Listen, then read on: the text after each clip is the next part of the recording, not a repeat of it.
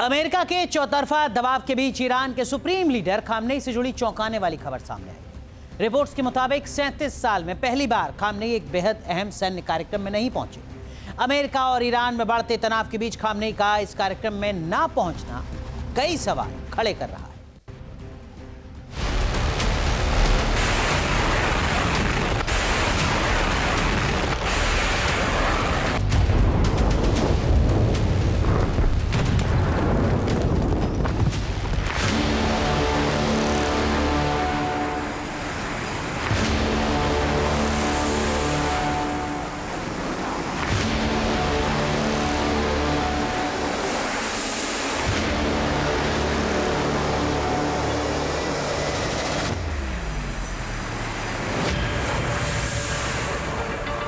क्या अमेरिका की धमकी से डर गए हैं खामनेई?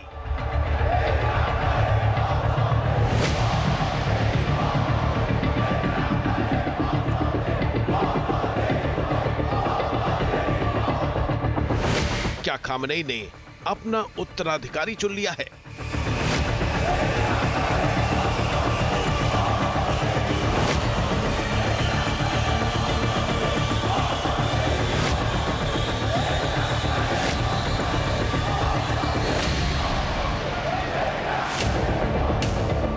ये सवाल इसलिए क्योंकि ईरान के सुप्रीम लीडर ने 37 साल में पहली बार ईरानी एयरफोर्स के कमांडरों की बैठक में हिस्सा नहीं लिया। 1989 में सत्ता संभालने के बाद से ही खामनेई इस परंपरा को हर साल निभाते आ रहे थे। उनका परंपरा तोड़ना कई सवालों को जन्म दे रहा है, क्योंकि उन्होंने ऐसा उस वक्त किया है जब अमेरिका के साथ तनाव काफी ज्यादा बढ़ा हुआ है।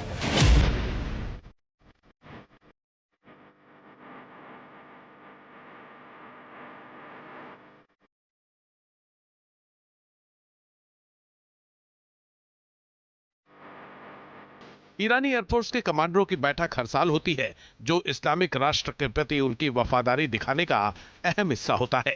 इस बार बैठक का आयोजन 8 फरवरी को था, लेकिन खामनेई नहीं पहुंचे। कार्यक्रम में ईरानी सेना के चीफ ऑफ स्टाफ अब्दुल रहीम मौसावी ने शिरकत की। उन्होंने खामनेई की जगह सीनियर एयरफोर्स अधिकारियों से मुलाकात की।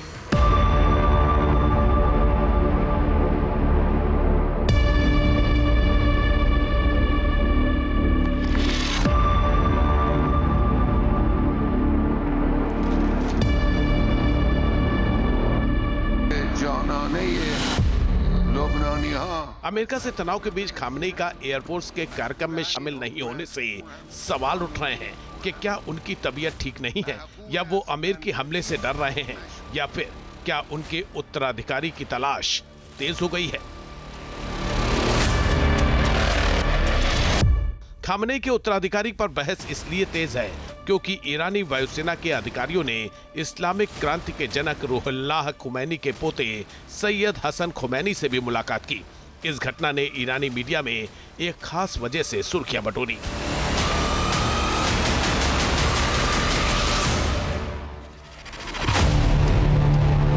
दरअसल हसन खुमैनी को खामनेई का उत्तराधिकारी बनने का प्रबल दावेदार माना जाता है।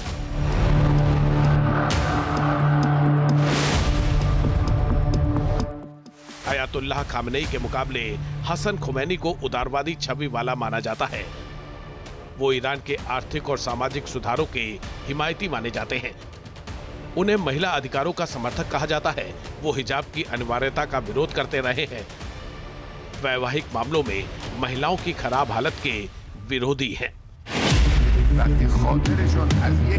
तो क्या खामनेई अपने उत्तराधिकारी के रूप में उदारवादी माने जाने वाले हसन खुमैनी को आगे बढ़ा रहे हैं?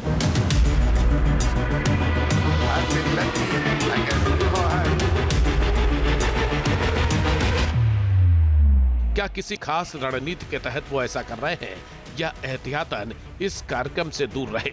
सवाल ये भी है कि ईरान का नेतृत्व ताकत दिखाने के बजाय क्या रणनीतिक सावधानी को प्राथमिकता दे रहा है?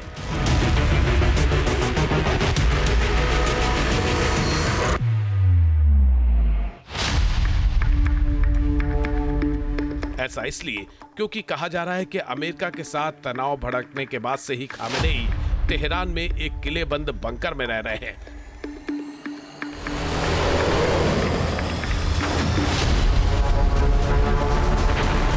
चर्चा है कि ईरान भले ही अमेरिका के दबाव में ना झुकने की बात कर रहा है, लेकिन कहीं ना कहीं उसे जून 2025 जैसे हमले का डर है। इस हमले में ईरान के कई बड़े अधिकारियों को अमेरिका ने टारगेट किया था और देश के परमाणु कार्यक्रम को तगड़ा झटका लगा था।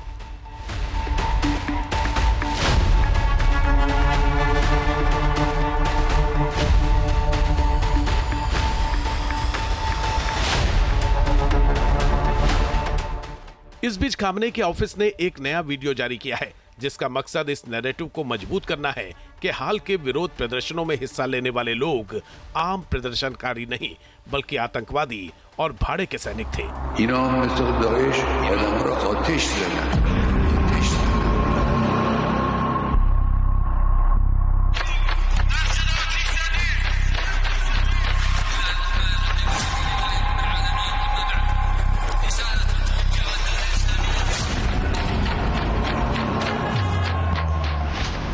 खामनेई के कार्यालय से जारी वीडियो का टाइटल ISIS की तरह है। वीडियो में सरकार विरोधी प्रदर्शनकारियों की तुलना आतंकवादियों से की गई है। वीडियो का उद्देश्य इस आरोप को मजबूत करना है कि विरोध प्रदर्शनों में हिस्सा लेने वाले लोग आम प्रदर्शनकारी नहीं थे, बल्कि आतंकवादी और भाड़े के सैनिक थे, जिन्होंने कथित तौर पर ईरान को नुकसान पहुंचाने के लिए अमेरिका और इजराइल की ओर से काम किया था।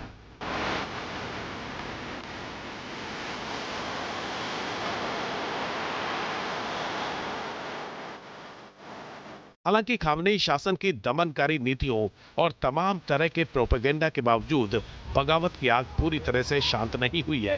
कहा जा रहा है कि खामनेई के खिलाफ विरोध प्रदर्शन की दूसरी लहर शुरू होने वाली है। इस बार तेहरान के ग्रैंड बाजार के व्यापारियों ने देश भर के दुकानदारों से 17 और 18 फरवरी को प्रदर्शन करने की अपील की है। संकेत साफ है कि खामनेई की मुश्किलें कम नहीं हो रही हैं। उन्हें अमेरिका के हमले का डर सता रहा है।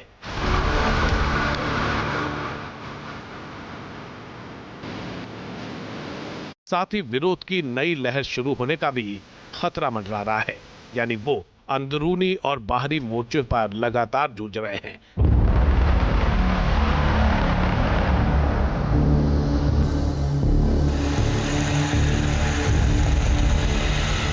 खामनेई की मुश्किलें जल्द खत्म होने के भी आसार नहीं है, क्योंकि अमेरिका ने समझौता न होने की सूरत में सैन्य कार्रवाई की धमकी दी है। अमेरिका और ईरान के बीच पहले दौर की बातचीत फेल हो चुकी है। इस बीच ईरान ने किसी दबाव में ना झुकने की बात कहकर अमेरिका को और भड़का दिया है। इसी कारण ईरान पर हमले की आशंका बढ़ रही है। खामनेई शासन पर खतरा मंडराता जा रहा है।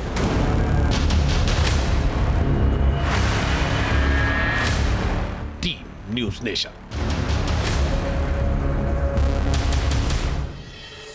आपके मोबाइल पर तुरंत आएगी ब्रेकिंग न्यूज। स्क्रीन पर सबसे पहले दिखेगी बड़ी खबर। देश दुनिया की हर खबर एक जगह। अब आपके मोबाइल पर तुरंत फटाफट इंस्टॉल कीजिए न्यूज़ नेशन ऐप और रखिए खुद को अपडेट।